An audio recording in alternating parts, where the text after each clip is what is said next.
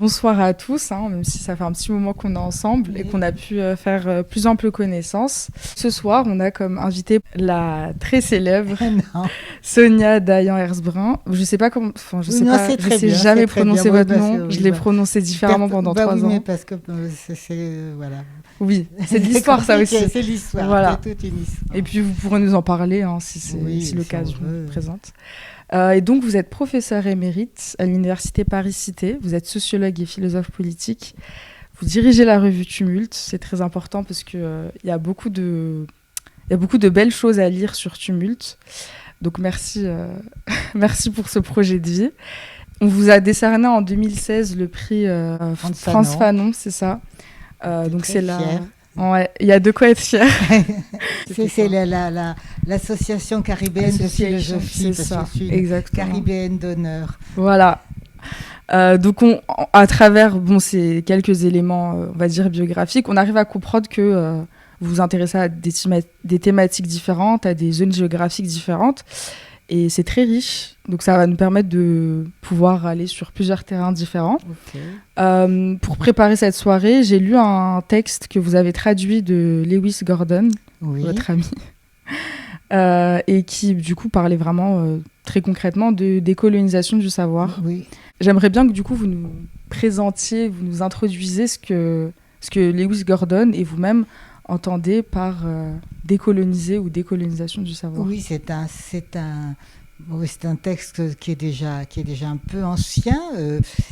Et d'ailleurs, moi, ensuite, on a beaucoup parlé de décolonisation du savoir et j'ai réclamé un droit d'auteur parce que ça avait été compliqué à traduire de l'anglais, puisqu'en anglais, c'était effectivement le terme qui désignait savoir, c'était knowledge, et on a beaucoup hésité entre savoir et connaissance, et je crois que ça a été un bon choix.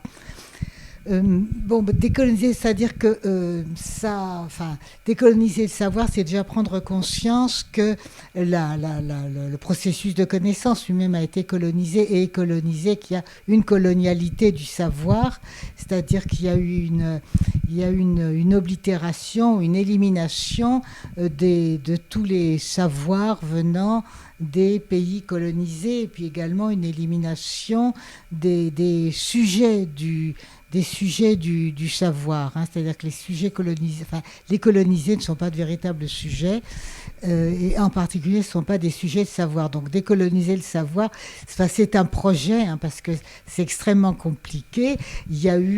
Ensuite il y a d'autres concepts. Certains parlent d'épistémicide, c'est-à-dire qu'on a tué tout un pan de connaissances. Mais de toute manière, et puis on parle aussi de rétablir une justice épistémique, c'est-à-dire de rendre justice à ces savoirs venant de ces régions du monde et de ces personnes qui ont été colonisées. Donc voilà, c'est ça, c'est une entreprise qui est difficile, c'est-à-dire qu'il ne s'agit pas de produire un autre savoir. Je crois que dans un premier temps, c'est d'abord une prise de connaissance réflexive et une prise de connaissance critique. Donc j'essaie de faire ça. Et puis du coup, on fait émerger d'autres visions du monde, d'autres rapports au monde qui viennent. C'est pas des visions du monde qui ont un caractère exotique, mais justement qui sont ces visions du monde dominées, qui ont été complètement effacées, occultées par la domination coloniale. Je ne sais pas si j'ai répondu à votre question. Je pense que ça permet de mieux comprendre ce qu'on entend par là. Parce que je ne sais pas ce que vous tous vous entendiez par décoloniser le savoir, mais c'est vrai que ça peut sembler être un concept, je ne sais pas, inédit ou alors trop vaste ou trop intellectuel. C'est un projet, c'est un projet. C'est un projet, mais parce que moi, ce qui me frappe toujours, c'est vraiment la colonialité du savoir. C'est-à-dire que le fait que aujourd'hui encore, les colonisés sont invisibles, ou sont rendus invisibles, on ne les voit pas. Non seulement on ne voit pas les colonisés, mais on ne voit pas le phénomène de colonisation. Donc pour nous, pour moi, blanche, je sais pas, blanche, ça signifiait une prise de conscience, hein, et du coup un regard critique aussi sur ce que font mes petits camarades ou ce qu'on a fait dans le passé. C'est vrai que c'est très compliqué parce que ça pose le problème, tous les problèmes qui ont été, voilà, tout ce problème du Vogue, savoir qu'est-ce qu'on fait avec ces savoirs coloniaux, qu'est-ce qu'on en fait? Est-ce qu'on les élimine? Donc, je veux dire que là, on se trouve devant une masse de questions, mais ce sont des questions importantes. Alors, moi, j'essaie, dans des petits domaines, de faire fonctionner ce projet de décolonisation du savoir. Alors, il y a par exemple en France, il y a une dimension qui est complètement oblitérée, qui est la dimension religieuse. C'est-à-dire que la dimension religieuse, ça ne doit pas exister dans une... Or, dans la plupart des pays du monde, c'est fondamental.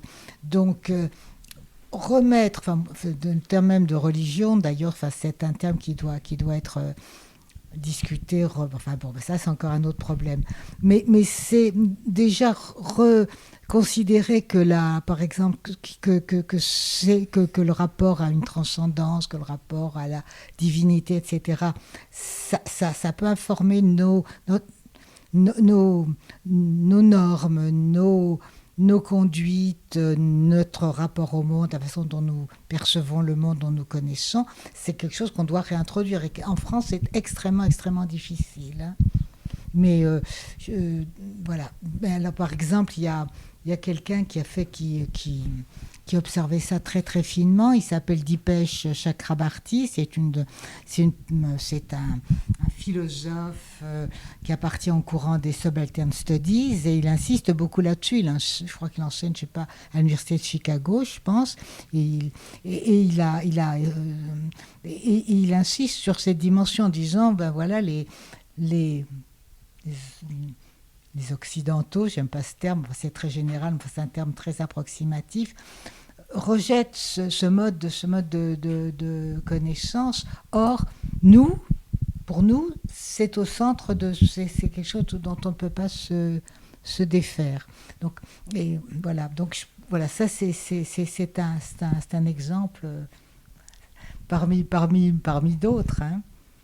Moi, personnellement, en tant que féministe, je me définis comme des féministes décoloniales. Je réfléchis la question de la domination masculine et je conteste l'idée, par exemple, de l'universalité de la domination masculine, parce que ça aussi, c'est une vision complètement européenne et qui vient même d'une vision européenne du 19e siècle. Et alors justement, moi j'ai travaillé là-dessus, j'ai retrouvé des travaux d'africaines, hein, d'intellectuelles africaines qui ont mis en évidence ce phénomène, hein, il n'y a pas d'universalité du genre, de la division entre masculin et féminin, il n'y a pas d'universalité de la domination masculine, il y a d'autres modes de structuration des sociétés, ça ne veut pas dire qu'elles soient égalitaires, hein, les sociétés sont toutes hiérarchisées, mais ça ne fonctionne pas comme ça. Et ça ne fonctionne pas surtout sur ce mode de la binarité, de la division par deux qui a été introduite au 19e siècle. Donc voilà, c'est des petits exemples de ce sur quoi moi je réfléchis et qui fait que tout le monde me regarde avec des yeux, oui. comme des soucoupes. Après, je l'ai pas dit en vous présentant, mais c'est vrai que vous êtes spécialisé en études féministes, en tout cas quand vous enseignez à l'Université de Paris-Cité. C'était... Oui, mais j'essaie de combiner le féminisme avec... pas de combiner, j'essaie effectivement... moi, ce qui m'intéresse, ce sur quoi j'ai toujours réfléchi, c'est sur les rapports de domination. Or, il y a ce qu'on appelle l'intersectionnalité, c'est-à-dire le fait qu'il y a de multiples formes de domination et qu'il faut réussir et qu'il n'y en a pas une qui prévaut sur les autres et qu'en plus on n'est pas entièrement dominé et entièrement dominant. Ça aussi, c'est quelque chose moi à quoi je tiens beaucoup. Mais bon, voilà. Ce ne sont pas des idées simples. Non, clairement pas. Mais justement, vous l'avez un peu évoqué par rapport à le point de vue à partir de la France sur Oui. l'entreprise qui est de décoloniser le savoir. Et on sait que c'est un sujet qui est quand même assez compliqué à évoquer, vu que il y a beaucoup plus de travaux outre-Atlantique.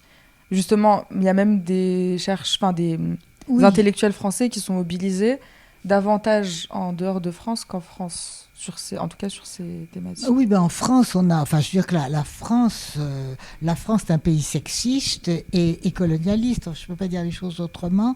Donc, et c'est vrai que la colonialité, elle est très, très intégrée. C'est-à-dire qu'il y a, comme il y a ce mythe des Lumières, de l'universalisme, qui est un universalisme abstrait, et ce qui a conduit à cette entreprise, ce qu'on appelait la mission civilisatrice, mais qui se poursuit. Hein.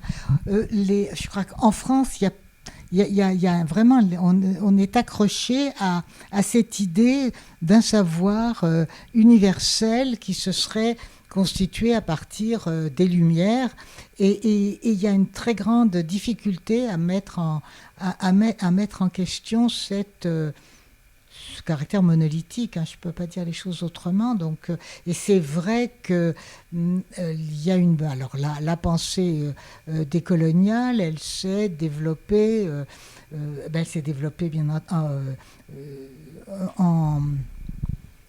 dans le monde qu'on appelle l'Amérique latine, avec des termes très, très, très coloniaux, mais nous passons très vite, chez les Afro-Américains, en Afrique aussi, beaucoup en Inde, mais alors, et les gens qui sont venus dans la Caraïbe, et les gens qui sont venus de ces pays en Grande-Bretagne, par exemple, ont été accueillis et ont pu développer leurs idées, ont été écoutés, entendus.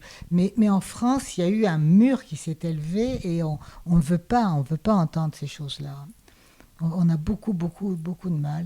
Et donc, du coup, on est accusé de tous les maux, le wokisme, etc. Enfin, c'est-à-dire qu'il y a quelque chose qui résiste à la réflexivité, et à la pensée critique, mais qui est assez consternant. J'aurais une autre question par rapport à... Bon, c'est peut-être une question un peu bête, puisque c'est par rapport au terme. Mais l'année dernière, quand on en discutait, vous parliez de paradigme plutôt que de pensée. Oui, Est-ce qu'il faut insister là-dessus, ou les deux peuvent Oui, on peut. Moi, effectivement, de façon rigoureuse, je préfère parler de paradigme parce que c'est un ensemble. C'est-à-dire qu'il y a toutes sortes de façons d'envisager le décolonial. Moi, j'ai la mienne. Je travaille beaucoup. Je suis très proche de Lewis Gordon. Donc, on avance certains concepts et on avance là-dedans un petit peu ensemble, en dialoguant. C'est effectivement un paradigme, et puis surtout, ça ouvre à une réflexion critique sur des quantités de domaines, parce que un des domaines, une des choses sur quoi je réfléchis maintenant, c'est sur la question de la langue, par exemple, qui me paraît très importante. Il y a, alors, parce que on m'a demandé avec insistance de constituer un groupe pour l'association, la ISLF, l'Association internationale de sociologie de langue française. Donc, j'ai proposé un groupe sur l'introduction du paradigme décolonial dans les sciences sociales de langue française, et pas francophone, et justement on va faire qu'on a un colloque, là, un congrès à Ottawa en juillet prochain, et moi j'ai proposé qu'on fasse je vais faire des choses avec d'autres autour de la question de la langue, parce que la question de la langue, c'est très très important. Mais justement, ça, c'est aussi quelque chose sur quoi on a très peu réfléchi en France. Il y a quelqu'un qui travaille beaucoup là-dessus, qui est un magnifique intellectuel, je ne sais pas comment dire autrement, kényan, qui s'appelle Ngugi wa Thiong'o, qui est professeur dans une université américaine, qui est à la fois romancier, qui a fait des pièces de théâtre, et puis qui écrit des textes théoriques. Alors, il a écrit un livre sur décoloniser la culture. Et alors Ngugi, il réfléchit beaucoup sur cette question de la langue, parce il était professeur, je sais pas ça, il était professeur de littérature anglaise, et puis tout d'un coup, enfin, il s'est rendu compte qu'en fait, qu'il était colonisé dans sa tête parce qu'il venait d'un groupe, d'un groupe du Kenya, qui est le groupe Gikuyu, hein, qui est une, enfin on dit ethnique, mais en fait c'est les gens qui parlent une certaine langue entre eux et qui, voilà, et qui ont, c'est pas une question enfin c'est pas une question génétique ou ethnique, mais c'est parmi eux que se sont recrutés en particulier ce qu'on appelait les Mau Mau, c'est-à-dire ce groupe de résistance très très forte à la colonisation britannique qui a été particulièrement violente. Et à un certain moment, mais j'ai écrit là-dessus, il faut lire Ngugi, il a décidé d'abandonner l'anglais et d'écrire en Gikuyu dans sa langue. Alors après, il sera lui-même. C'est très compliqué parce que les langues africaines, même si elles sont parlées par beaucoup de gens, écrites par beaucoup de gens, elles sont considérées comme n'existant pas. C'est-à-dire, on prétend qu'il n'y a pas d'écriture, qu'il n'y a que de l'oralité, enfin, il se raconte des tas de choses sur les langues africaines. Moi, j'ai écrit un article, parce que vous n'avez pas dit, je collabore, je suis membre du comité de rédaction d'un journal en ligne qui s'appelle En attendant Nado.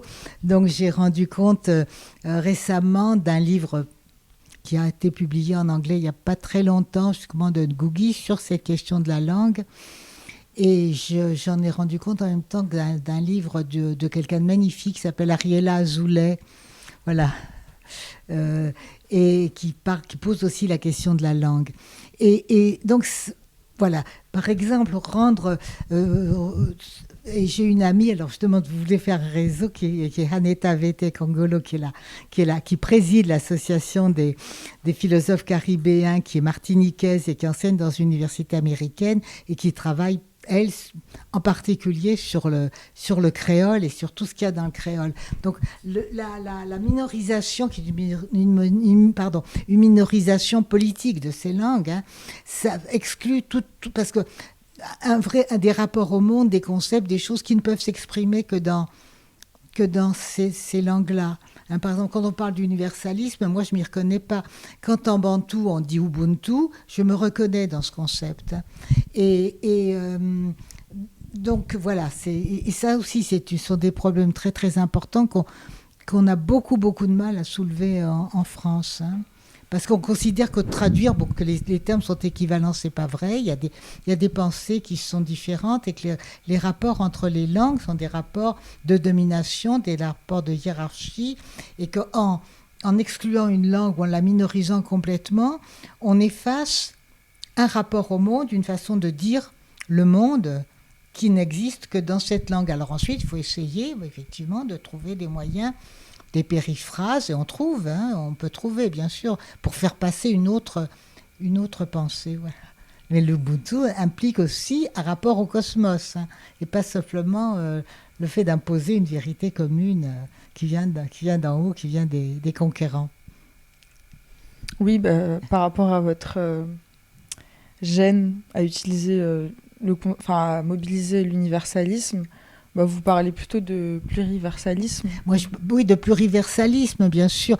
Oui, le pluriversalisme, parce qu'il y a plusieurs façons, il y a plusieurs lieux à partir duquel envisager une universalité. Mais effectivement, cette pluralité doit conduire doit viser quelque chose qui soit commun. En tout cas, qui soit commun, ça veut dire qu'il puisse être communicable, hein, qu'on puisse échanger entre nous, donc qu'on puisse faire monde, hein, mais faire monde à partir de la pluralité, de la diversité de l'humanité. Donc faire un monde commun, mais faire un monde commun dans la pluralité. C'est une grande idée de Frantz Fanon, mais voilà. Et donc on a fait un numéro Tumulte avec Zahra Ali sur le pluriversalisme décolonial qui est en train d'être traduit, qui va être publié aux États-Unis tout bientôt. Et pas en France. Il est publié en France, c'est un numéro Tumulte, mais sinon, en dehors de Tumulte, c'est très compliqué parce que j'ai quelques collègues qui croient parler du décolonial, mais en fait, pour eux, c'est prendre en compte ce qui est fait dans les autres mondes. Alors, ça peut être le Japon, ça peut être des mondes qui n'ont pas été colonisés. C'est très, très différent. Mais il faut prendre en compte la domination et essayer de casser la domination, c'est-à-dire en prendre conscience, la casser et laisser émerger autre chose, y compris des choses qui peuvent nous paraître, qui peuvent paraître, pas moi, mais qui peuvent paraître un peu bizarres, quoi. Bizarre, c'est-à-dire c'est-à-dire n'entrant pas dans les codes et dans les normes, y compris au point de vue politique. J'entendais à la radio un type très très antipathique et qui était chargé de rééduquer des gamins qui risquaient de se radicaliser. Alors il donnait comme exemple un gamin qui disait que il n'obéissait, je ne sais pas ce qu'on lui demandait de faire, oui, parce qu'on lui disait comment il fallait qu'il s'incline s'il allait sur la tombe du soldat inconnu. Il a répondu, moi je ne m'incline que devant Allah. Et alors le type disait, c'est pas possible, c'est scandaleux, il faut qu'on lui explique les lois de la République. Et moi j'ai été élevée par un père qui me disait, tu ne t'inclines que devant Dieu. Donc, tout le reste, donc je veux dire, et c'est même alors et là en plus il y a une contradiction même dans cette conscience occidentale, parce que quand on enseigne à l'école la fameuse histoire d'Antigone qui disait qu'elle obéit à la loi de Dieu et pas à la loi des hommes, c'est exactement la même chose. Donc donc mais voilà, alors là il y a des choses, moi quand je dis voilà, j'ai été éduquée avec le principe qu'on ne s'incline que devant Dieu et qu'on ne respecte que Dieu, mais du coup, moi, ça m'a rendu complètement anarchiste. Et il y a toute une tradition de l'anarchisme qui est fondée là-dessus. Et mon ami Michael Levy a écrit à ce propos. On va dire, c'est bizarre parce qu'on doit obéir à la loi républicaine, mais la loi républicaine, elle peut être profondément injuste. Voilà. Tout à fait. L'exemple d'Antigone oui. est parfait. On peut voir en elle une figure... peut-être pas anticoloniale, parce qu'il ne s'agit pas de ça, mais dans la démarche d'être contre un système injuste ou une situation d'injustice. Exactement. Oui, tout à fait. Donc il y a une contradiction entre... Exactement, oui, exactement. C'est-à-dire qu'on n'essaie pas de comprendre les logiques internes des autres univers de pensée, des autres univers de pensée. Merci pour votre conversation, vos échanges. J'ai bien aimé ce que le terme épistémicide dont vous parliez. Et je me demandais comment c'était possible de concilier justement toute cette décolonisation du savoir avec des pratiques pédagogiques ou l'enseignement, parce qu'il y a des moments où je suis un peu déchirée par rapport à ça, notamment, en tant que peut-être futur professeur, me dire que je fais partie d'une institution qui interdit justement à des jeunes femmes de porter ce qu'elles veulent, ou même à des jeunes garçons aussi. Et justement, ça me fait penser... je pense que c'est une expression qui revient beaucoup dans la bouche d'universitaires je crois que je sais plus qui a dit ça, mais c'est désobéissance épistémique. Et est-ce qu'on peut considérer que porter le foulard, c'est une forme de désobéissance épistémique aussi je sais pas, comment... Je pense pas, je crois pas que c'est c'est pas de l'ordre de ce qui est épistémique, c'est une façon de... C'est un rapport à son corps, c'est un rapport... je pense... moi, je suis complètement d'accord avec vous. Je n'ai pas arrêté ça depuis cette horrible loi de 2004 de m'élever contre, m'exprimer, d'écrire tout ça. Mais oui, mais ça, je veux dire, sans les contradictions. Si vous refusez, c'est très très très très très compliqué. On est obligé de faire des compromis, malheureusement. Et puis, Je ne sais pas quoi vous dire. De toute façon, on est dans un monde de contraintes et où on est obligé de ou alors il faut créer faut aller enseigner dans une école privée, mais on est en train de fermer les écoles musulmanes, donc c'est alors que on ferme pas le collège Stanislas, mais on ferme les écoles musulmanes. Oui, enfin, on est dans un système pré-totalitaire, hein, et qui veut contrôler le corps. Maintenant, on a ces fameux uniformes qui vont être imposés et tout. Alors, qu'est-ce qu'on fait dans ce cas-là? Moi, je ne sais pas. On essaie de faire des petites dissidences, hein, parce que de toute manière, si vous-même, vous ne pouvez pas vous heurter toute seule à l'institution. Donc, ce n'est pas une désobéissance épistémique. Vous pouvez tout simplement... oui... Essayez de ne pas voir. mais vous aurez un ou une chef d'établissement qui voilà. Je ne sais pas comment on peut faire. Hein. Je sais pas comment on peut faire. On fait des toutes petites choses. Moi, j'ai des souvenirs très très lointains. Quand j'étais jeune enseignante de philo, très jeune enseignante de philo, c'était encore avant les lois Veil et tout ça. C'était avant la mixité, donc je n'avais que des classes de filles, en terminale bien sûr. Tous les ans, je faisais un cours sur la contraception et je leur disais surtout vous ne faites pas confiance à un homme.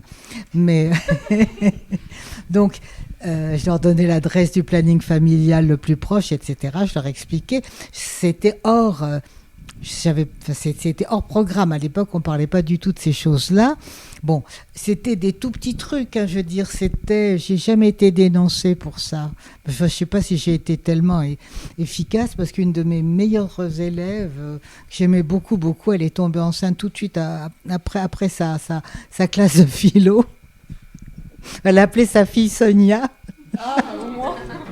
Enfin, j'aurais préféré qu'elle tombe pas enceinte à 18 ans. Mais voilà, donc je sais pas, moi j'ai essayé de faire des toutes petites choses comme ça à mon niveau. On peut simplement essayer d'engager une discussion, au moins, justement, je sais pas ce que vous comptez enseigner, mais engager une discussion sur ce qu'il en est de la désobéissance et jusqu'où on peut désobéir. Mais il y a des rapports de force, hein, donc faut faire avec les rapports de force. Mais c'est... Voilà. Je ne sais pas si ça va être utile ce que je vais ajouter, mais je pense que par les thématiques qu'on enseigne, on peut dénoncer, au moins décrire, mais dénoncer pas mal de choses et s'assurer qu'on a une jeunesse, on va dire, éveillée. Mais je pense qu'il y a une marge de manœuvre, elle est très limitée. Oui, mais après, faut pas être ambitieux quand il s'agit de... On va pas se confronter à cet ordre-là. Enfin... Oui, si on travaille surtout dans l'éducation nationale, il n'y a pas grand-chose à faire. Moi, je pense que quand on est enseignant ou enseignante, ce qui est essentiel, c'est développer l'esprit critique. Au lieu de faire de faire de bourrer, de faire avaler des pilules ou des je sais pas quoi, développer l'esprit critique, c'est-à-dire prendre et puis après, bon, de toute façon, c'est tout ce qu'on peut faire. Hein. Merci. Moi, c'était pour revenir sur Asia. Parce que tu te demandes comment dans l'avenir, avec l'éducation entre guillemets officielle, comment toi tu peux essayer de partager tes idées sans se confronter avec justement le système officiel. Je pense que comme vous disiez juste avant, c'est donner des idées de réflexion et proposer aux élèves du coup de réfléchir de leur côté sur des idées d'égalité et sociale entre guillemets quoi. Et aussi c'est utiliser le matériel. Je fais plus en cours depuis très longtemps, mais je sais pas du tout ce qu'il y a dans les facs, dans les lycées, etc. Mais utiliser le matériel qu'on vous offre entre guillemets. Je ne sais même pas si on vous l'offre. Auquel vous avez accès pour les livres ou genre des photocopieuses pour faire vos propres tracts et à côté, je sais pas, organiser votre propre cours en fait. Vous n'avez pas de moyens pour aller dans une imprimerie et photocopier vos écrits, vos pensées. Vous allez à la fac, vous utilisez ces moyens-là, vous vous organisez comme ça, et c'est une manière de se confronter et d'utiliser l'ordre à vos propres intérêts, quoi. Moi, c'est un peu comme ça ce que je fais tous les jours au travail. Et je prends ce qu'il y a au travail, je l'utilise pour les autres. L'argent que je gagne, je l'instaure dans ce qui me passionne, en fait. Je travaille dans la mode luxe. Donc, du coup, c'est complètement... c'est Babylone pour moi. Mais d'un autre côté, aujourd'hui, j'ai décidé de vivre à Paris. J'ai envie de payer mon loyer, mais en même temps, j'ai envie de faire ce que j'aime. C'est faire de la photo, aller à des concerts, aller à des endroits comme ici. Et rien n'est gratuit quand on vit à Paris. Et j'ai envie de partager un maximum d'idées, etc. Faire des collages dans la rue, des trucs comme ça. Et c'est chouette, ça. voilà, il faut utiliser, en fait, il faut observer ce qu'on a autour de nous dans notre univers. Et si c'est à notre portée, si on peut le faire d'une manière où on se sent en sécurité, autant l'utiliser, quoi. C'est tout bête, mais genre piquer des stylos, piquer du papier, utiliser des photocopieuses et écrire nos idées avec ce que l'ordre veut pas qu'on fasse. Voilà. Moi aussi, c'est par rapport à ce sujet, parce que moi aussi, je vais potentiellement devenir professeur. Bon, je sais pas si c'est à vie, mais en tout cas pour l'instant. Et du coup, moi aussi, je réfléchissais à ça. Et j'ai notamment une prof à la fac que j'ai eu en licence 1 qui m'a pas mal inspiré là-dessus parce que elle, son projet, c'était d'utiliser son privilège de maîtresse de conférence blanche, etc. Et à l'intérieur, essayer en fait de faire déconstruire les élèves sur pas mal de choses. Et aussi dans les pratiques, parce que j'avais une autre prof qui était comme ça, sauf que elle, dans ses pratiques, bah en fait elle venait du lycée, du coup elle notait super dur, etc.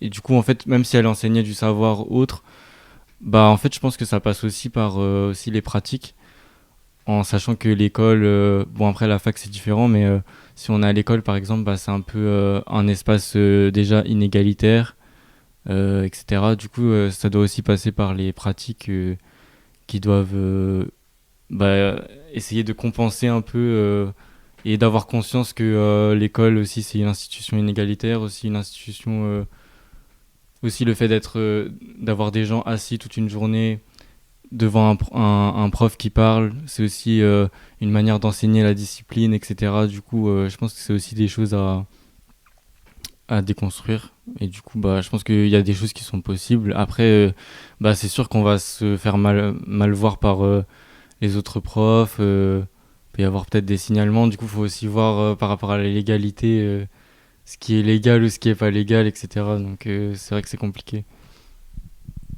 À la fac, c'est quand même certainement plus facile que dans un établissement secondaire, hein, parce qu'on a quand même bien plus de marge de manœuvre. Hein.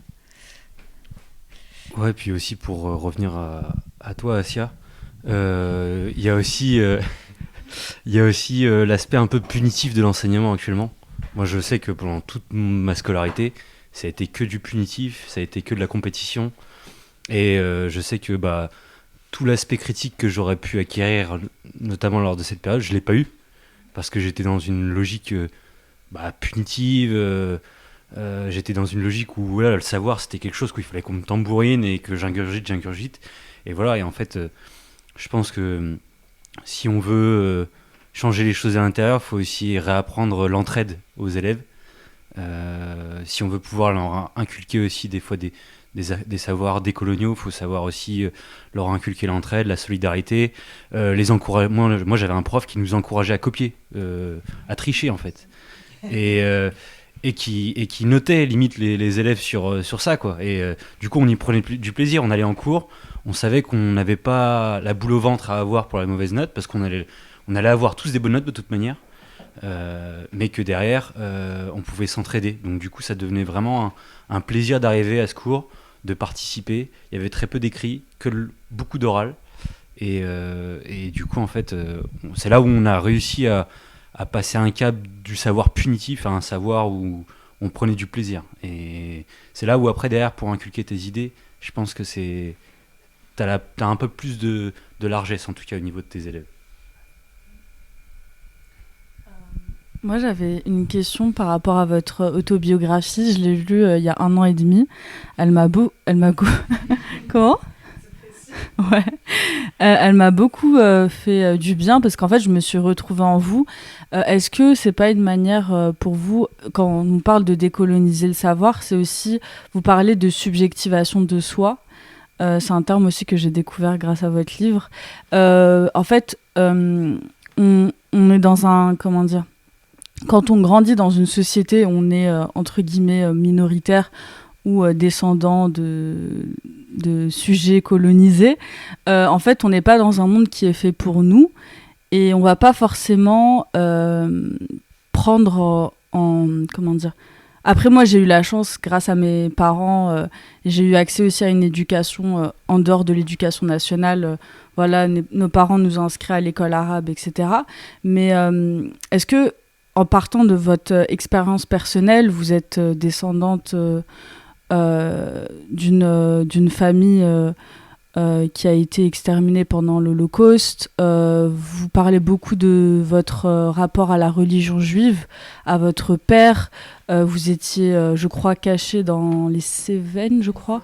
Les Cévennes, oui. Exactement. Donc, c'est un accès à un autre univers, entre guillemets, pas forcément... on va dire le cadre normatif républicain français. Est-ce que pour vous, c'était écrire ce livre-là, c'était aussi une manière de proposer une autre voie quand on est, par exemple, on a un rapport au monde qui est différent, à la religion. Voilà. Oui, enfin, ce rapport, je l'ai toujours eu. J'ai écrit, mais je le dis en introduction, je l'ai écrit parce que plein de jeunes chercheurs avec lesquels j'ai travaillé me disaient « il faut absolument que tu écrives ». Donc j'ai raconté cette histoire. Mais moi, j'ai toujours vécu sur plusieurs plans. C'est-à-dire que j'ai effectivement... je veux dire, l'histoire... Moi, je n'utilise pas le terme holocauste, je le déteste. Je parle de génocide du juif d'Europe. Donc, mais pour moi, ce n'était pas ce qui était central. Enfin, je veux dire, ça, c'est vraiment le discours qui est imposé par le sionisme. Et je pense qu'il y a... Moi, je viens d'une lignée talmudiste. J'avais un père qui était un homme absolument magnifique, avec une foi très profonde, mais une très, très grande... une très grande ouverture, et j'ai reçu ça. C'est à la fois très, très profondément croyant et antisioniste, etc. Enfin bon, et très hostile à la colonisation. Donc c'était un monde... Enfin, moi, j'ai vécu sur plusieurs registres, c'est-à-dire que peut-être comme vous aussi, c'est-à-dire qu'il y avait... Et puis en plus, c'était une famille cultivée, donc où il y avait des livres partout, on parlait de plein de choses. Donc j'avais ce monde chez moi où j'apprenais énormément, mais qui est en même temps un monde... C'est moi, par exemple, je ne sais pas si je le raconte, quand j'étais au lycée, c'est moi qui me faisais mes propres mots d'absence parce qu'ils n'étaient pas capables d'écrire. Ils étaient embêtés. C'était très compliqué pour eux d'écrire une lettre comme ça en bon français. Donc c'était des mondes parallèles, et j'ai circulé à travers ces mondes parallèles, sauf que j'ai eu...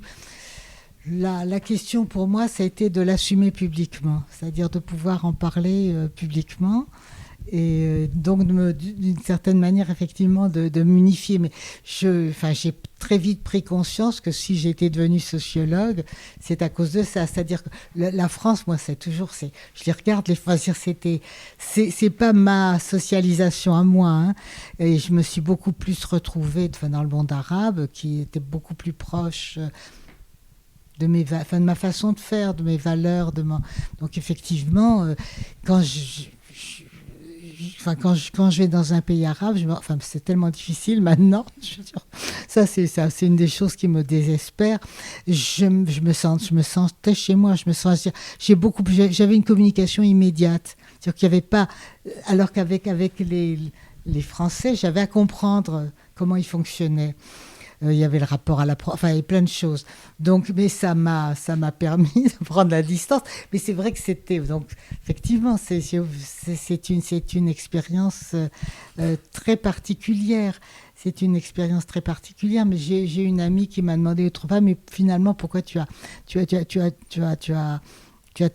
une telle empathie avec le monde arabe et musulman. Je lui ai dit, mais est-ce que c'est là que je me suis retrouvée? Enfin, j'ai eu l'impression, les miens, effectivement, avaient disparu, pratiquement tous. Et là, je retrouvais des façons d'être qui m'étaient familières. Hein. Donc voilà. Et comment ça a été votre expérience d'aller à contre-courant, parce que vous avez parlé de sionisme justement. Je pense qu'il faut revenir sur ce moment dans votre vie. Il me semble que vous avez travaillé aussi avec Edouard Saïd. Oui, comment ce cheminement il a été pour vous, comment vous l'avez ressenti? Moi, ça n'a pas du tout été...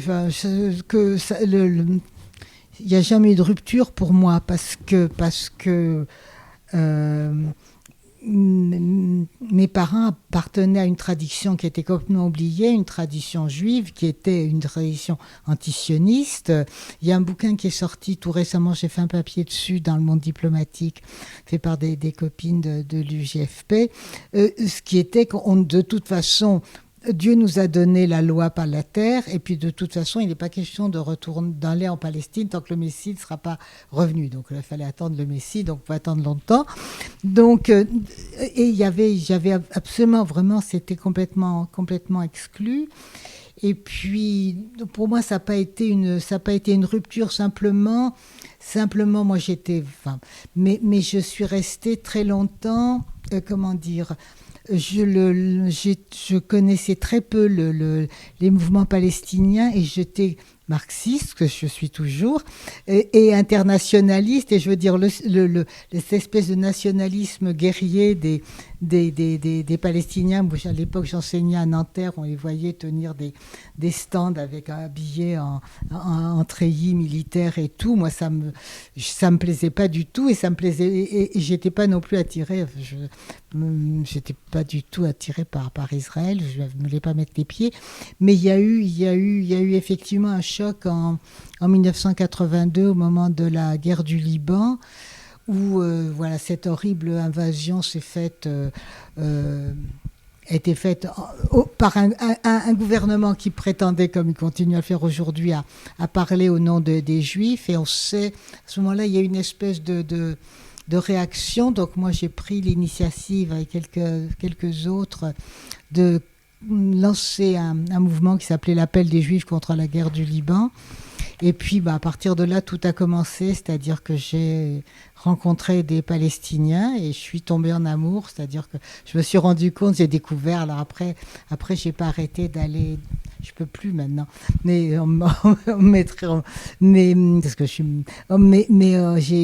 j'ai pas arrêté, je suis allée en Palestine, je sais pas combien de fois, j'ai commencé à militer énormément, à raconter tout ce que je voyais là-bas, puis à me faire des amis toujours à la vie à la mort. Et puis voilà. Donc, alors j'ai rencontré Edouard Saïd dans ce cadre-là, c'est-à-dire qu'il y avait une réunion, je crois que c'était en 1984, sur la Palestine à l'ONU à Genève, et j'étais dans une délégation d'ONG et il était là, voilà.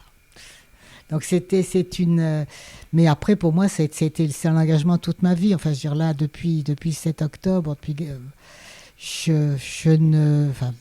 maintenant j'ai essayé de me reprendre, mais j'étais dans un état de désespoir et de dépression profond. Enfin, en même temps, comme on n'est pas tout le temps des articles, des entretiens, des trucs, des machins. J'ai pas arrêté, donc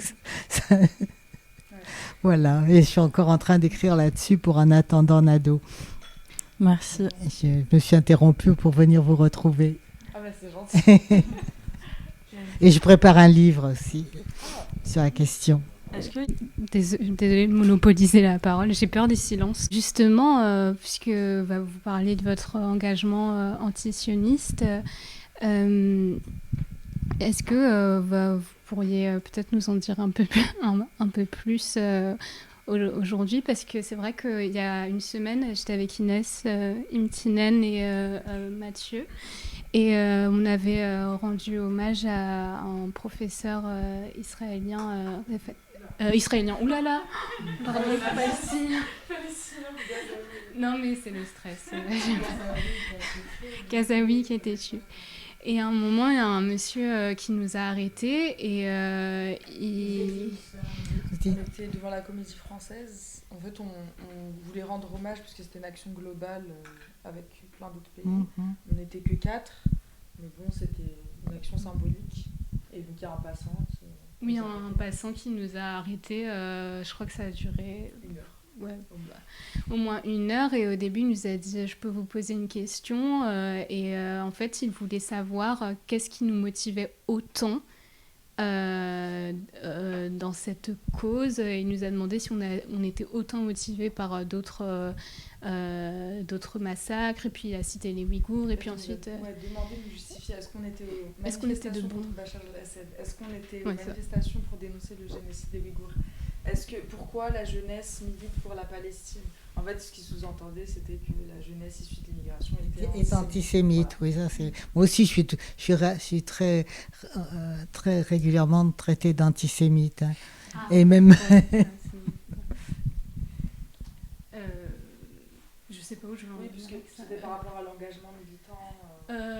Oui, c'est ça. Et puis lui-même ne concevait pas. Il s'est tout de suite présenté comme juif, sauf que, on n'était pas du tout. C'était pas la religion qui nous motivait pour le coup. Et il concevait pas du tout. Il voyait le monde divisé entre juifs et arabes. Pardon.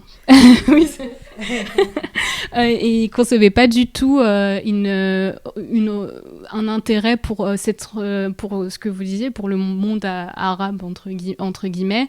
Il nous a tout de suite demandé de confirmer que chez les Maghrébins il y avait une haine, et il disait le juif.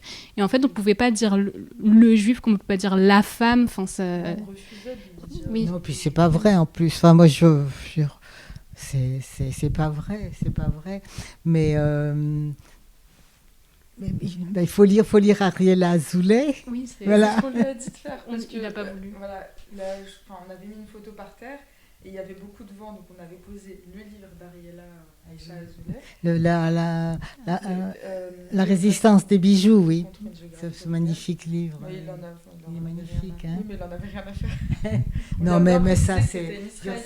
Non, mais ça, c'est la propagande. C'est la propagande, ce qu'on appelle Asbar. Enfin, il y a un bureau de propagande en Israël, un bureau très, très constitué. Je veux dire. Puis en France, il y a un lobbytionniste d'une force... on ne peut rien dire. Mais, enfin,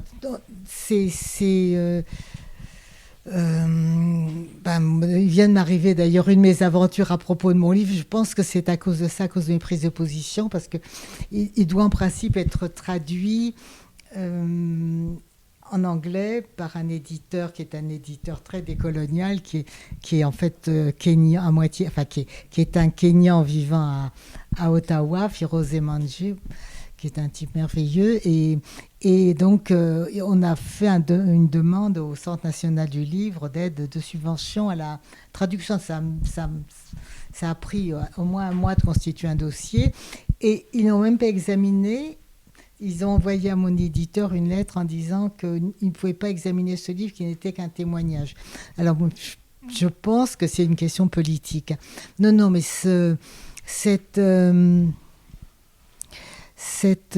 oui, mais enfin, il y a pas, on peut pas, il faut tourner le dos à des gens comme ça, parce que moi aussi il y a des gens qui, alors il y a une collègue qui m'a interpellée, en disant oui, qu'est-ce qu'on faisait à propos de la Syrie. Moi, dès les premiers jours de la révolution syrienne, j'ai été à Beyrouth, je suis très amie de gens qui étaient à la tête du mouvement démocratique syrien. J'ai dîné avec eux à Beyrouth. Ils m'ont supplié de demander qu'on livre des armes aux Syriens, enfin simplement des missiles pour arrêter les bombes, hein, qui commençaient à recevoir. J'ai fait le tour de tout le monde ici. on m'a ri au nez, on m'a dit c'est des islamistes, on ne va pas les aider. Et donc, je veux dire, c'est ça la réalité, hein. C'est-à-dire qu'on a laissé massacrer les Syriens, l'opposition syrienne, sous prétexte c'était une opposition. Effectivement, parmi eux, il y avait des musulmans et des gens proches des frères musulmans qui ne sont pas des démons comme on le raconte, hein. Donc, je veux dire, c'est ça la réalité. Alors, bon, donc, moi, je me suis toujours mobilisée pour plein de causes, y compris alors, pour celle des amis syriens. J'y ai passé aussi beaucoup de temps, j'ai écrit dessus, et puis voilà. Donc, non, mais qu'est-ce qu'on peut dire ? Rien. Alors, effectivement, il faut... pour ce qui est de la Palestine, il y a une telle responsabilité européenne, hein. Donc, c'est pour ça, moi, j'insiste pour qu'on dise le génocide des Juifs d'Europe, parce que c'est pas un holocauste, c'est pas un sacrifice à Dieu. On amenait comme on dit dans la Bible, les moutons, les bœufs, on les sacrifie à Dieu, hein. C'est pas ça du tout. C'est ça un holocauste. C'est pas des gens qui ont été sacrifiés. C'est un génocide qui a été perpétré en Europe avec l'assentiment des Européens. Moi, ma famille, mes parents et mon frère et mes 2 sœurs étaient partis aux États-Unis. Ça, je le raconte.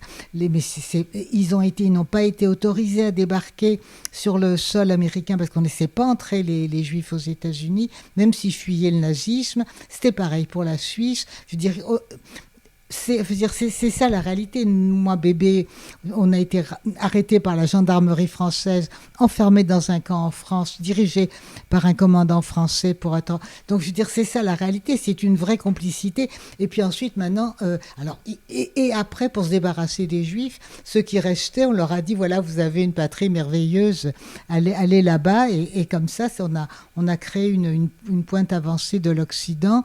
Donc c'est ça, et je pense que c'est pour ça que le problème palestinien, enfin moi il me concerne particulièrement parce que je suis juive et qu'on parle en mon nom et qu'en plus ce que devient le judaïsme entre les mains des gouvernants israéliens, ça me donne des cauchemars, ça me fait hurler, ça me fait pleurer la nuit, réveiller en sanglots, mais il y a une responsabilité européenne et occidentale très très importante, et les Arabes ils sont pour rien parce que dans les pays arabes et les pays musulmans, les Juifs ont été, il y avait quand même quelques de temps en temps, voilà, c'était pas toujours l'harmonie parfaite, mais ils n'ont jamais subi le centième de ce qu'ils ont pu subir en pays chrétien, hein. Donc je veux dire qu'il y a donc la judéophobie chrétienne, elle n'a jamais existé en islam, hein. Notre grand philosophe Maïmonide, c'était le médecin de Salah ed-Din. Enfin, je veux dire, c'est ça la réalité, hein. Donc il faut rappeler quand même ces choses-là. Puis il faut lire Ariella Azoulay, il faut lire, il y a quelqu'un de magnifique aussi, qui est la Shoah, qui est une je sais pas, elle était d'origine irakienne, elle est née en Israël, mais elle est partie aux États-Unis. Ses textes ont été traduits, elle est extraordinaire aussi, elle-là. Donc il faut lire ça, il faut reprendre, il faut voir ce qu'était la... Voilà. Donc ils disent absolument n'importe quoi, c'est-à-dire qu'effectivement il y a la construction d'une haine, là. Et puis, enfin bon, là je pourrais parler beaucoup là-dessus, mais... Et puis il y a l'utilisation, si vous voulez, il y a la... En France, enfin moi je pense que d'une certaine manière, Israël permet à la France de se venger de la perte de l'Algérie. Et pour moi, c'est une chose vraiment très, très importante. Enfin, d'abord, de toute façon, il y a eu une collaboration entre les services secrets français et les services secrets israéliens au moment de la guerre d'Algérie. Mais c'est une revanche. C'est une revanche sur la perte en particulier sur la perte de l'Algérie. Et c'est ça qu'on vit ici actuellement. Mais enfin, c'est aussi une mémoire complètement falsifiée, hein. parce que moi, mes amis algériens, j'en ai beaucoup. Alors ceux qui ont mon âge se souviennent donc qui sont nés avant le départ des Français, des bonnes relations qu'ils avaient avec les Juifs. Hein, qui était, enfin moi, le père de mes enfants il est mort, il y a un Juif algérien. Je veux dire, il était totalement berbère. C'était le même monde, hein, le même monde. Des gens qui vivaient ensemble. Donc, on raconte absolument n'importe quoi. Mais enfin, faudrait leur dire, asseyez-vous, je vais vous faire un cours, arrêtez de dire des bêtises. Mais pour l'anecdote, si je peux dire pour moi, je sais pas si tu veux pas. J'ai un peu honte du lapsus, j'y pense depuis tout à l'heure. Mais non, pas du tout. Non, mais merci. Ouais, c'est ça, il n'y a pas de souci. Merci, c'est gentil. Non, mais c'était juste pour dire, pour l'anecdote, parce qu'on avait été au point éphémère ensemble avec Asia, Mathias, ma sœur, etc. C'était quand ? C'était dimanche il y a une semaine. Et donc, il y avait une projection avec, après, un échange avec... alors, je sais plus comment elle s'appelle, mais il y avait Ariela Aïcha Azoulay. Elle était à elle Paris, était avec Taldor, c'est ça ? Taldor. Mais on se trompe souvent sur son nom de famille, alors que c'est une personne formidable. J'ai un peu honte. Mais donc, on allait demander une petite dédicace à Ariela, et Asia lui a dit qu'elle partageait, du coup, le même nom. Et en fait, on a raconté cette anecdote au Espaçant qui était clairement pro-Israël. Et elle lui expliquait que, par exemple, il nous voit dans la rue, il va penser d'office elle se sent plus proche de, par exemple, ma sœur et moi, alors qu'elle est algérienne et qu'on est tunisienne, mais par proximité religieuse ou, je sais pas, géographique. Et que finalement, elle se sentait plus proche d'un juif un juif berbère qui partage le même nom, et même des mêmes pratiques, peut-être pas des mêmes croyances, si on est très exact, mais au moins des mêmes pratiques, une même culture finalement. Et donc, non, c'était inaudible pour lui. Donc, je sais même pas si on peut les asseoir, leur dire, mais quoi après ? Oui, mais je sais pas. Il faut leur tourner le dos à des gens comme ça. Sur ces...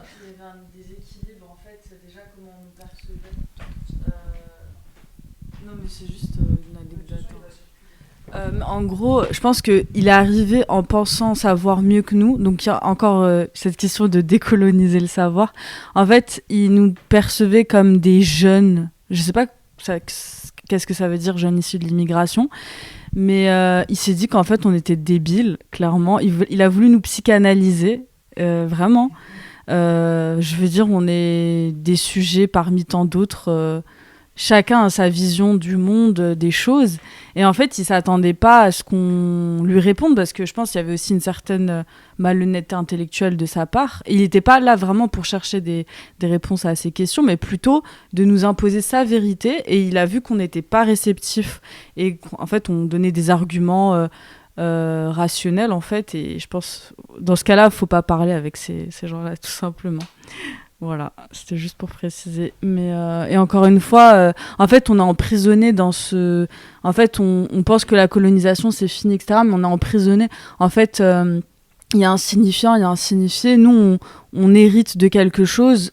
Même comment on est perçu, en fait... c'est comme s'il n'y avait pas un échange égal. En fait, on n'a pas notre mot à dire. On est forcément bête, manipulé. Voilà. Je sais pas si c'est une question. Oui, vous êtes bête et vous savez pas ce que vous. Bien sûr, vous êtes manipulé. Oui. Mais il y a ça plus le sexisme. En plus, en plus, si vous êtes des femmes, alors ça se redouble, oui. Vous parliez de décoloniser le savoir. Il y a Marie-Josée Monzin qui parle de décoloniser les imaginaires. C'est forcément deux concepts qui sont liés. Quelle est la différence que vous metteriez entre ces deux termes ? Écoutez, je ne sais pas. Il y a mon amie Françoise Vergès aussi qui travaille à décoloniser les arts.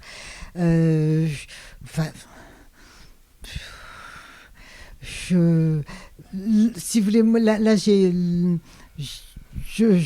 vous me posez une colle. Le savoir.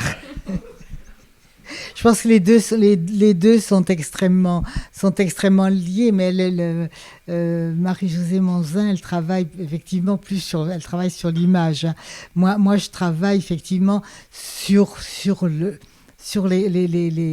les corps de savoir en particulier. J'essaie sur les sciences sociales et de voir voilà. Donc c'est à ce niveau-là que moi je réfléchis, et sur la philosophie, avec mon ami Aïssa Kadri, on a publié l'année dernière un numéro de Tumulte sur la pensée coloniale des sciences sociales. On essaie de montrer, à travers, avec plein d'auteurs, tout ce qu'il y a de colonial, tout ce qui se donne comme sciences sociales, et que l'idée c'est que la colonisation, elle est accompagnée d'un processus de rationalisation, c'est-à-dire qu'il y a un savoir qui s'est donné comme rationnel pour à la fois pour accompagner la démarche coloniale. Voilà, donc mais effectivement, le savoir, il se forge aussi avec des imaginaires. Donc les deux sont très liés, sauf qu'on ne travaille pas sur le même matériel. Hein.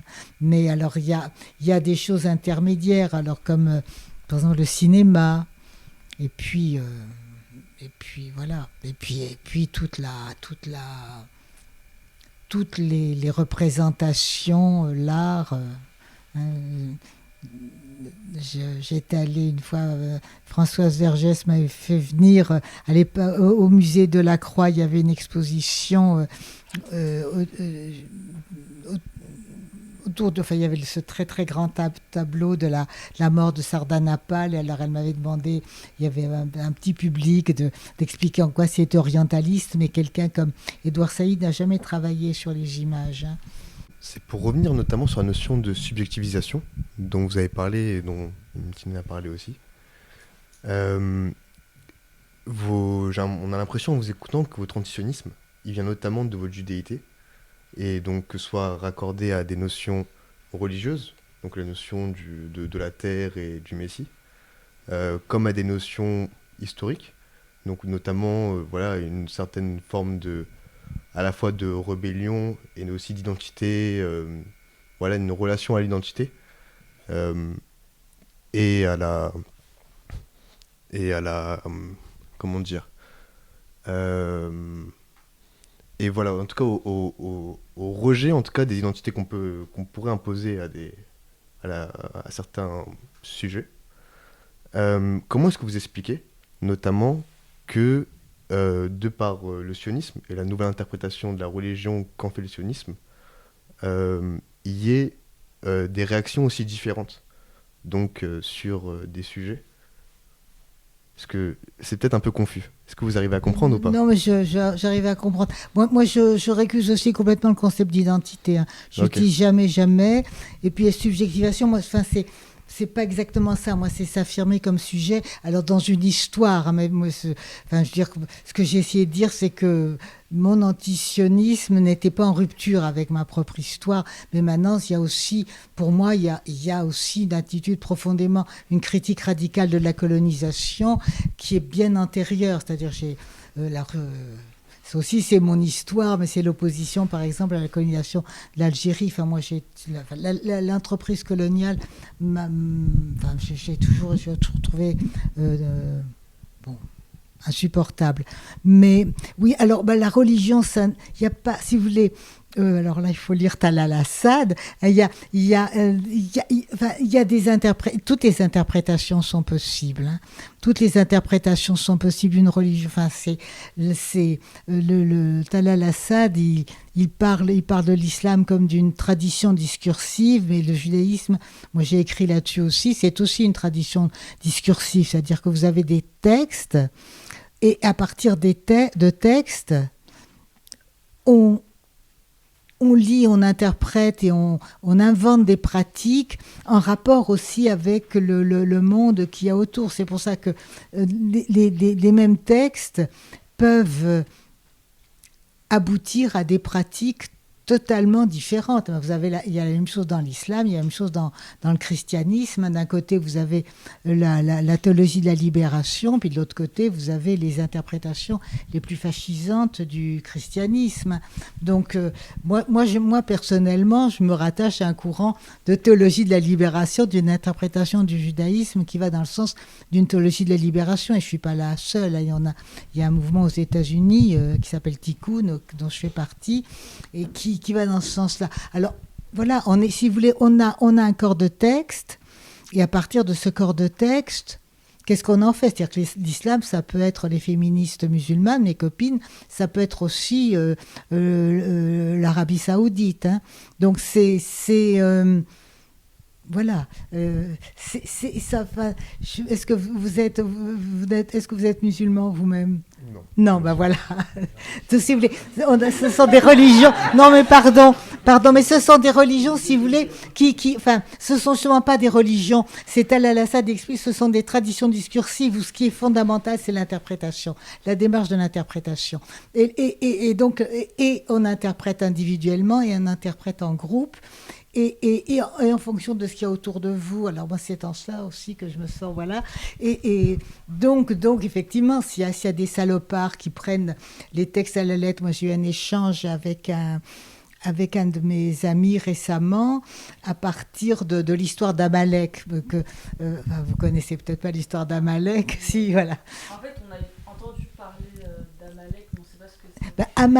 Amalek, alors le pauvre Amalek, c'est l'incarnation du mal. Hein. C'était dans la Torah, dans la Bible, c'est le petit-fils d'Ésaü, c'est-à-dire celui qui a préféré manger ses lentilles que devenir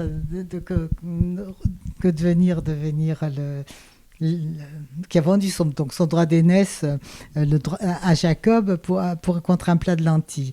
Et du coup, il a eu une descendance qui était vraiment pas terrible, et il a eu un petit-fils qui s'est appelé Amalek. Alors, Ésaü, il avait un autre nom son second nom, c'était Édom, c'était celui qui vit sur la montagne, et Amalek, c'est celui qui vit dans la vallée. Et Amalek est devenu, d'une certaine manière, l'incarnation de l'ennemi du mal.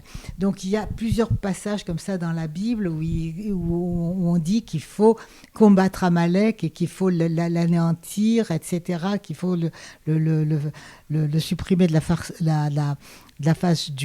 la terre, mais dans la tradition talmudique, en principe, Amalek est un symbole, c'est-à-dire c'est le symbole des mauvais sentiments, du mal qu'on peut avoir en soi et contre lequel il faut lutter et qu'il faut éliminer. Mais alors, maintenant, par les dirigeants israéliens, cette figure a été reprise de façon littérale, c'est-à-dire qu'on considère que l'incarnation du mal, c'est les gens de Gaza, hein, et qu'à ce moment-là, il faut les anéantir, il faut tous les tuer. Mais donc c'est effectivement une façon de lire un texte, ou bien on voit, on considère, parce que les textes sacrés sont des textes extrêmement énigmatiques, hein, et qu'on les interprète, on les réinterprète, ou bien on prend, c'est comme le terme de djihad, c'est-à-dire qu'ou bien on le prend comme soit un combat intérieur, un combat contre ce qu'il y a en soi de négatif et contre quoi on doit lutter, soit on le prend on fait du littéralisme imbécile et on dit voilà, c'est l'ennemi à anéantir et il faut tous les tuer. Donc, mais pourquoi pas, je veux dire, pourquoi pas. Alors après le problème, c'est pas le texte sacré, c'est le politique et c'est ce qu'il y a de... Voilà. Mais je sais pas si j'ai... Ouais, parfaitement. Faut lire Tal al-Assad. J'aimerais juste rebondir, notamment peut-être que ça explique aussi ce que vous dites en partie. Pourquoi est-ce que vous avez pu vous sentir aussi proche des populations arabes, notamment en Égypte, en contradiction, si je m'en souviens bien, dans votre livre, vous parlez de votre première belle famille, qui était, il me semble, algérienne, c'est ça ? Avec laquelle, voilà, j'ai l'impression, si mes souvenirs sont bons, ça s'est pas forcément très bien passé. Et votre vision du monde, et notamment de l'identité féminine, ne correspondait pas du tout à la leur. Moi, j'étais jeune, j'avais 20 ans.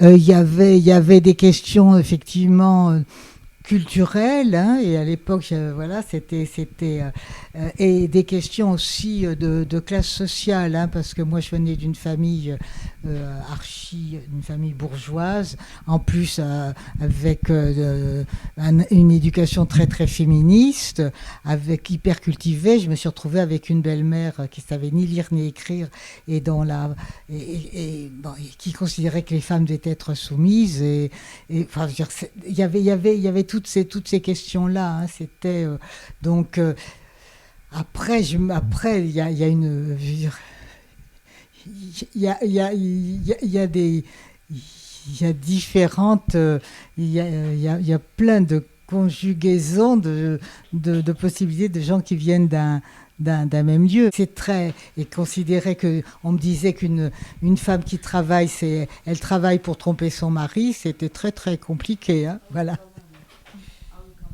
Quand même, oui, non, c'était vraiment très dur. C'était très dur. Et après, quand j'ai eu des fils, alors quand on allait manger chez ma belle-mère, les garçons, par provocation, ils se levaient pour débarrasser la table. Et alors, ils se faisaient engueuler parce qu'un garçon ne faisait pas ça. Il y avait des cousines, c'était à elle de bouger. Et ils disaient si. Donc, voilà. Donc, c'était compliqué.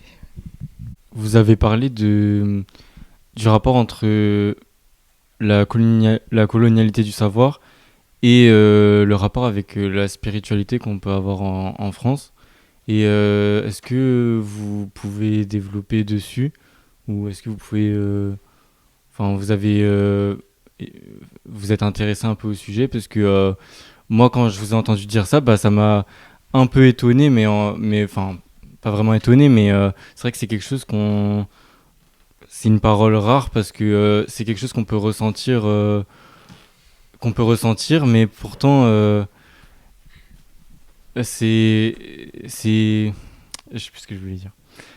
Mais je veux dire, ouais, c'est quelque chose qu'on peut ressentir et qui pourtant, franchement, on dirait qu'on s'interdit de parler de spiritualité, etc. Et c'est un peu un rapport avec l'universalité, c'est que, en fait, tout devrait être matériel, etc. Et dès qu'on met un peu de spiritualité, c'est un peu inférieur et tout, et on doit laisser ça à la maison. Alors que dans plein d'autres traditions, plein d'autres sciences et tout, ils s'interdisaient pas de parler de spiritualité. Du coup, je sais pas si vous avez un petit peu... C'est pas seulement de pas en parler, c'est que c'est intégré à la vision du monde, hein. C'est intégré à la vision du monde. Enfin, il n'est pas du tout exclusif. Enfin, moi, moi, c'était justement, c'était quelque chose que chez moi, je n'exprimais jamais à l'extérieur en France, parce que c'était impossible à communiquer. Mais ensuite, j'ai vu comment ça fonctionnait. Enfin, quand j'étais en Inde, hein, j'ai des amis et des collègues que j'aime très proches, en particulier à Calcutta, j'ai toujours un ami, mais qui est le philosophe Ranabir Samadar, et il m'avait raconté que c'était un opposant politique. Il est marxiste, plus marxiste que moi, tu meurs, je veux dire, naxaliste, enfin voilà. Et il avait été mis en prison, il avait fait une grève de la faim, et en même temps, il m'a dit qu'il avait fait cette grève de la faim dans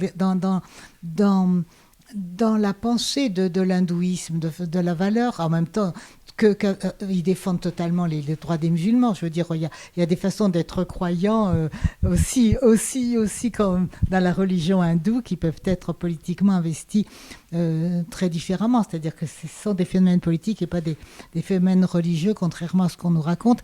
Et que ça l'avait aidé à tenir, c'est-à-dire que le fait le jeûne pour lui avait aussi une valeur spirituelle, avait à la fois une valeur politique et spirituelle. Et c'est Ranabir, il est un ami proche d'Étienne Balibar. Je veux dire qu'il est, c'est un vrai philosophe important, hein. Donc ça je l'ai découvert en Inde, et du coup ça a fait écho en moi. C'est-à-dire, je me suis rendu compte que effectivement, enfin c'est quand, enfin c'est ce que vous appelez la spiritualité ou le rapport au cosmos, il est là, il est présent, sauf que dans la rationalité issue des Lumières françaises, ce qui n'était pas vrai pour l'Aufklärung allemande, c'est quelque chose qu'on ne peut pas articuler. Hein. Qu'on ne peut pas articuler, c'est le positivisme qui a dominé qui a dominé la pensée française, hein, et qui se transmet comme ça. Et donc,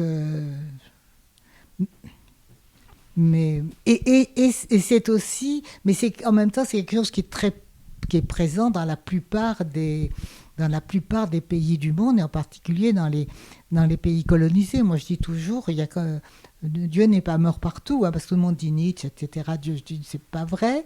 Et c'est une autre façon d'avoir rapport au monde, mais que les colonisés doivent refouler, parce que c'est un discours qui n'est pas audible et qui n'est pas légitime du coup. Mais c'est aussi une manière de savoir, parce que moi une manière en tout cas de connaître, parce que moi je pense que c'est un mode de connaissance de la même manière que l'amour est un mode de connaissance. Je veux dire qu'il n'y a pas que les mathématiques pour nous faire connaître le monde. Hein. Genre, il y a des intuitions extraordinaires qui sont d'un autre ordre. Hein. Je dis des choses scandaleuses. Non.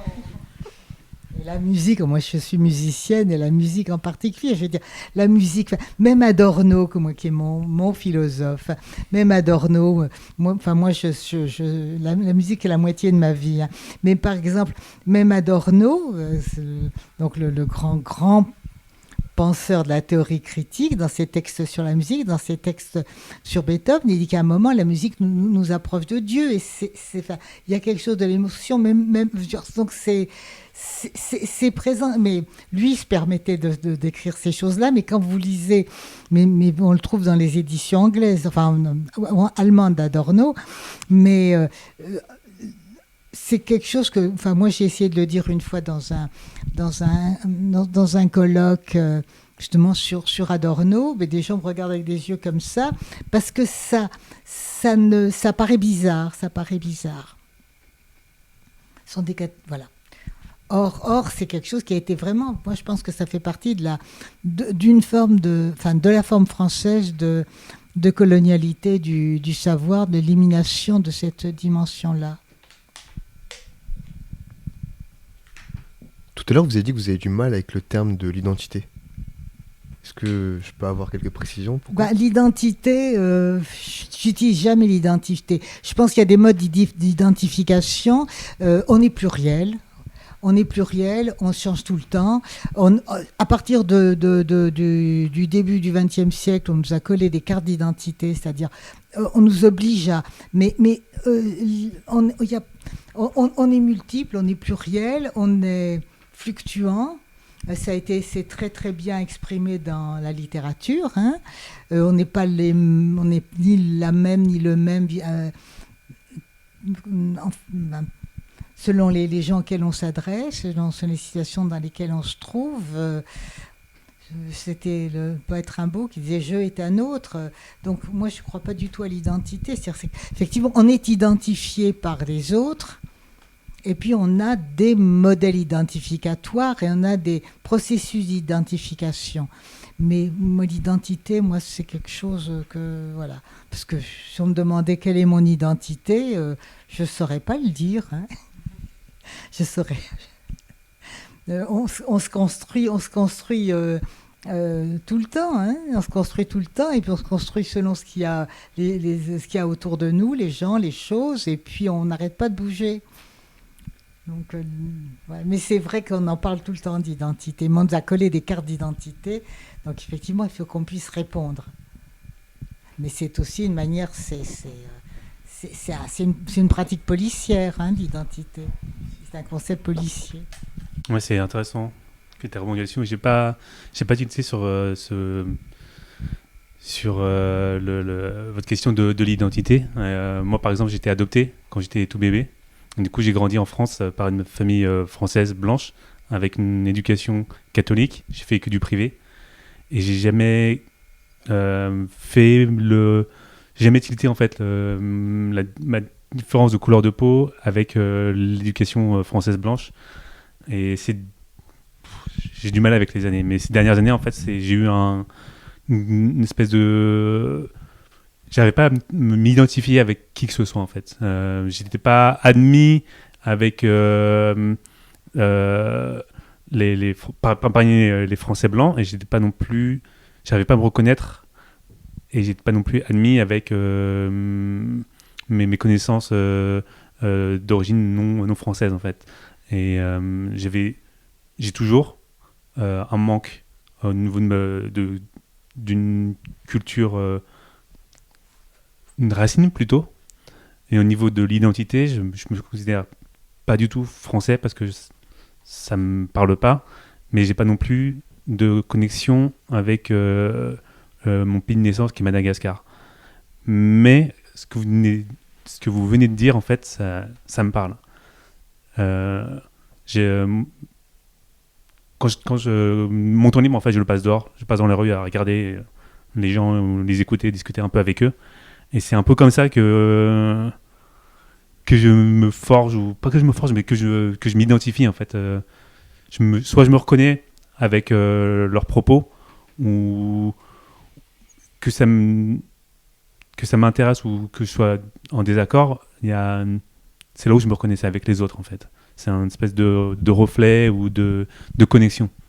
Donc, ouais, c'est très intéressant ce que vous venez de dire. C'est très beau ce que vous dites là. Mais le manque, c'est bien, vous savez, parce que le manque, quand on est dans le plein, on est... le manque, c'est ce qui nous fait avancer. Hein, donc, c'est effectivement une souffrance, mais c'est une souffrance qui nous fait avancer.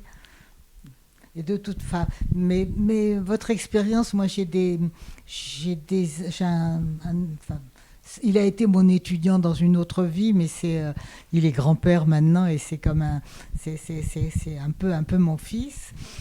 Et il est guinéen, Moustapha Diop, et donc il est guinéen, mais il a fait ses études ici, il a épousé une Guadeloupéenne, et il dit que finalement nulle part, c'est-à-dire que il n'est jamais, enfin, maintenant il enseigne, il enseigne l'anthropologie à l'université de Conakry, mais il n'est pas tout à fait perçu comme étant de là-bas, puisqu'il a sa famille ici, puis qu'il a fait toutes ses études, il passe une grande partie de sa vie en France. Et en France non plus, il n'est pas vu comme un Français, mais tant mieux, je veux dire, tant mieux. Il y a plein d'expériences comme ça, et je pense que c'est aussi moi, il y a quelqu'un que j'aime énormément aussi, qui est Édouard Glissant. Moi, j'adhère à ce qu'il appelle la pensée archipélique, c'est-à-dire c'est comme un bateau qui va d'île en île. Et voilà, il y a le tout-monde, et on est dans ce tout-monde en allant d'île en île, et en étant... Mais on a la fixité, il y a rien de pire. Hein. Donc mais effectivement, il y a du manque et de la souffrance. Moi, j'adhère aussi complètement, parce que moi, quand j'entends... Je suis hongroise d'origine. Quand j'entends parler hongrois dans la rue, je peux suivre les gens tellement j'ai envie d'écouter. Parce que c'était ma langue maternelle, et que j'ai la nostalgie de ça, mais en même temps, je suis d'ici. Et c'est ça qui nous fait vivre, et qui fait qu'on est quand même, voilà, on est un peu moins bête que les autres, quoi, peut-être. J'aime bien ce que vous dites. Le fait de ce que vous venez juste de dire. Je fais de la photo majoritairement dans la rue, et j'ai sorti un 2 ans un petit livret de photos, et je l'ai nommé Digital Airline, ou Airline Mag. Et en fait, pour moi, Airline, c'est pour des personnes, c'est une compagnie aérienne, mais pour moi, c'est à partir du moment où je sors de chez moi, je suis sur une espèce de vague, ou sur une espèce de... Je sais pas, c'est comme une vague, en fait. Et chaque personne que j'ai en face de moi, en fait, elle va me faire rebondir sur une autre. Et du coup, je prends les photos de ces personnes, en fait. Et Et c'est eux, en fait, qui me dirigent dans ma journée. C'est eux qui me je sais pas comment expliquer, mais c'est eux qui me dirigent dans ma journée. Et je reste vulnérable. Et ça permet, en fait, ils me guident plus ou moins, mais en étant vulnérable, en fait, j'arrive à les écouter. Et je reviens aussi sur un de vos propos en début de discussion. Les colonisés sont invisibles. La majorité des personnes que je prends en photo, c'est des personnes que je vois pas dans les livres de photographie, dans Paris. Ou quand je vais dans d'autres villes européennes, je vais ouvrir un livre de photos dans une librairie ou quoi que ce soit, et ce que je vais voir, c'est des personnes blanches, ou les personnes de couleur que je vais voir, c'est des personnes qui vont être mises en fiction pour de la mode, c'est théâtral. Et c'est rare de trouver, ou alors c'est des livres d'archives des années 60 aux États-Unis ou sur des pays en Asie du Sud-Est ou au Japon, parce que tout le monde est fan du Japon, ou j'ai rien contre, pas beaucoup grand chose contre le Japon, ou en Afrique. Mais du coup, moi, ce que je fais ici à Paris, c'est je prends des photos des gens, on va dire de couleur, que personne ne veut voir, mais que moi je vois, en fait. Et je veux leur donner la vie que les autres ne veulent pas voir et les présenter aux autres. Et voilà. C'est formidable, ça, oui. C'est magnifique. Quand j'ai lu votre bouquin, ce qui m'avait vraiment marqué, moi, ce qui m'avait permis notamment de le terminer, c'était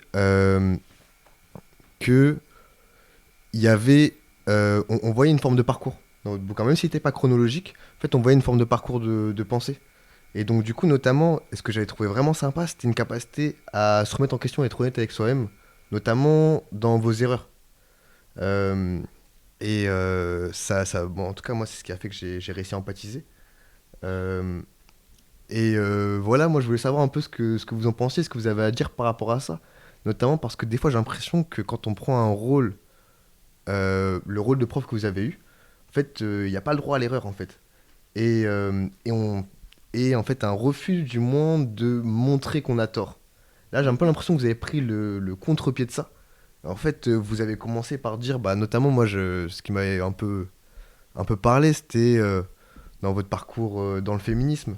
Notamment, voilà, comment est-ce que vous avez remis en question votre approche du féminisme de prime abord. Vous avez permis d'évoluer là-dedans. Ou dans votre parcours religieux, dans votre parcours par rapport à l'orientalisme, enfin tout un tas de sujets comme ça dans lesquels vous avez réussi à vous remettre en question. Et ça m'a beaucoup parlé. Voilà, je voulais savoir un peu ce que vous en pensiez, comment est-ce que vous sentez par rapport à ça, et peut-être de savoir d'où ça vient, cette exception chez vous qu'on voit pas beaucoup dans d'autres corps un peu enseignants ou bourgeois. Bon, je sais pas, peut-être. Écoutez, c'est votre lecture, je vous remercie beaucoup, c'est votre lecture. C'est intéressant ce que vous me dites là. Oui, moi je pense pas, je sais pas, moi vous êtes très très indulgent. Je crois pas, ce sont pas des erreurs sur lesquelles je suis revenue. Mais c'est-à-dire que moi j'ai l'impression, j'essaie toujours d'avancer, si vous voulez, de tout le temps me... C'est Fanon, encore une fois, qui disait oh mon Dieu, fais de mon corps, je crois, un corps qui toujours interroge. Et à la fin de Peau noire, masque blanc, et c'est d'être constamment dans l'interrogation, et justement dans le manque et dans l'interrogation. Et c'est ça. Moi, je passe mon... Alors c'est peut-être pour ça que je ne réussis pas, malgré toutes les années que j'ai, à vieillir réellement, parce que je me pose tout le temps des questions. C'est-à-dire que quand je ne crois pas qu'il y ait des vérités définitives, je pense que c'est la quête, et je déteste les gens qui se figent et qui sont sur des positions dogmatiques et qui n'ont... Alors, des erreurs... j'ai pas le sentiment. Moi, je vis pas ça comme des erreurs.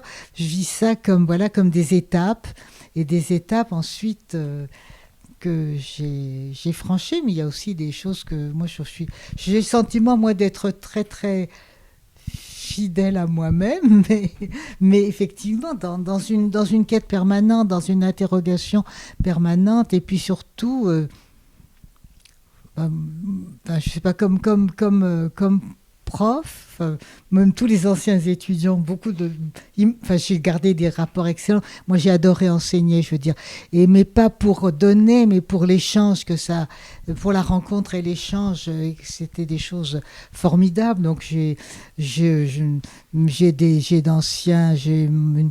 d'anciens doctorants maintenant qui sont devenus, qui sont grands-parents, qui m'envoient les photos des petits-enfants que je continue à voir. Je veux dire, ça, c'est des relations fortes qui se sont installées, et parce que moi, si vous voulez, l'enseignement, pour moi, ça a toujours été un échange. Et justement, alors il faut bien sûr transmettre, mais dans l'écoute, et puis surtout, je me suis toujours définie comme une accoucheuse, avec un modèle socratique, c'est-à-dire permettre, c'est ce que j'essaie de faire, permettre aux gens plus jeunes que moi de devenir ce qu'ils ont à devenir, c'est-à-dire leur permettre de mettre au monde ce qu'ils ont en eux. Et je crois que quelquefois, j'ai eu des échecs, mais j'ai souvent pas mal réussi, et ça crée des relations extraordinaires. Moi, j'ai l'impression d'avoir... Comme je suis très maternelle, je sais pas si ça se voit, mais je suis vraiment... j'ai des quantités d'enfants à travers le monde, hein, et avec des relations extrêmement fortes, hein, parce que effectivement, il y a aussi de l'amour qui passe là-dedans, hein, et c'est formidable. Mais bon. En tout cas, merci. Justement, merci d'avoir fait cette pause dans votre travail pour venir échanger avec nous. C'est important. Après, nous, on est beaucoup plus jeunes, beaucoup moins expérimentés, mais c'est parce que ça vient avec les années qu'on vit. Mais on est tout autant intéressés par ce qui vous a animé tout au long de votre parcours, que ce soit au niveau de la carrière professionnelle ou de votre militantisme, vous en parlez. Bon, je ne vais pas dire que c'est rare de rencontrer des enseignants qui sont militants, parce que ce n'est pas vrai, mais de rencontrer des gens qui conjuguent autant de problématiques, bon, faut lire le livre pour voir, mais j'ai l'impression que vous avez couvert tous les sujets qu'on peut couvrir. En tout cas, en France, toutes les questions et les interrogations qui nous traversent, vous les avez embrassées, vous êtes allés les chercher des réponses. C'est pour ça que quand vous parlez de quête ou d'identité, puisque vous refusez ce mot, parce qu'il ne faut pas se penser comme un être figé, c'est magnifique et ça nous parle. Ça fait du bien d'entendre ça. Je sais que la thématique aujourd'hui, c'était de parler de décoloniser le savoir. Mais en réalité, on se dit entre nous, c'était plus un prétexte pour vous faire venir et vous faire parler. Et vous amener à... Ce que ma sœur a bien fait d'ailleurs, de vous amener à nous parler d'en fait, votre parcours. Parce que c'est aussi à travers ça qu'on comprend votre pensée et la nécessité du coup de rejoindre... je sais, bon après c'était une de mes questions, mais j'ai pas pu la poser. Par rapport à décoloniser le savoir, est-ce que c'est une méthodologie finalement ? Est-ce que c'est juste un processus ? On peut se poser la question sur l'approche qu'on peut avoir à une méthodologie, je pense... il n'y a pas de méthodologie, mais c'est effectivement peut-être une méthode, une attitude en tout cas. C'est une attitude à la fois critique, et puis ça demande du courage, parce que pas seulement du courage dans la société dans laquelle on vit, mais du courage intellectuel. C'est-à-dire qu'on se demande ensuite qu'est-ce qu'on fait de ça, et comment on fait avec ça. C'est-à-dire on trouve des choses, et puis c'est quelquefois un petit peu vertigineux, mais bon, voilà, mais c'est pas une méthodologie, c'est peut-être une règle à se donner, c'est-à-dire d'essayer de ne pas se faire avoir, c'est surtout ça. Et garder de la distance, mais aussi par rapport à soi-même. Parce que moi, si je devais parler de moi, je parlerais de mon amour des bébés, du fait que j'adore faire la cuisine et plein d'autres choses. Donc, Je pourrais vous écouter parler de ça aussi, pas de souci. Mais oui, bah justement, quand vous dites attitude, c'est intéressant parce que ça se reflète à travers votre vie personnelle et vos engagements, mais c'est ça qui fait votre carrière, tous les textes que vous avez écrits, toutes les contributions que vous avez apportées, on va dire, au savoir avec un S, parce que on va pas parler de savoir au singulier, mais c'est bien de voir ces entremêlements et comment on peut être animé à la fois par la foi, et ça, on n'en parle vraiment pas en France, et ça fait du bien de pouvoir écouter et en discuter, échanger. Je pense que ça parle à peu près tout le monde ici. Mais ça fait du bien de voir que ça peut être aussi une source d'inspiration, ce que vous avez raconté sur votre collègue en Inde. Voilà, et même le prisme... la tendance qu'on a en France à tout expliquer par c'est religieux, alors que tout est finalement politique. Ça fait du bien de l'entendre, même si on le sait. Oui, mais mon ami Lewis Gordon, donc justement à propos de religion, mais j'aime pas le terme de religion parce que moi je suis assadienne. Mais enfin bref, Lewis il est jamaïcain, donc il est noir, et il est juif, et il est rabbin, et c'est le spécialiste reconnu de l'existentialisme et de Fanon, et donc je veux dire, et tout ça, et pour lui il n'y a aucune... et puis il fait du jazz extraordinaire et musicien, et il y a pas de voilà, et tout ça va ensemble, et il y a pas de problème, hein. C'est un rabbin très très très très libéral, hein, qui marie même des couples de même sexe, parce qu'aux États-Unis ils ont une licence pour marier les gens, oui. Vous n'avez pas vu dans les films américains, vous voyez les gens qui tombaient amoureux, qui se précipitaient pour trouver un clergyman ou quelqu'un pour les marier tout de suite, oui. Oui, ça c'est sur Internet, les certificats. À Las Vegas, mais... Ouais, absolument. C'est l'occasion de terminer cette discussion, ce bel échange riche. Merci je vous remercie. J'étais très heureuse de vous rencontrer. Merci.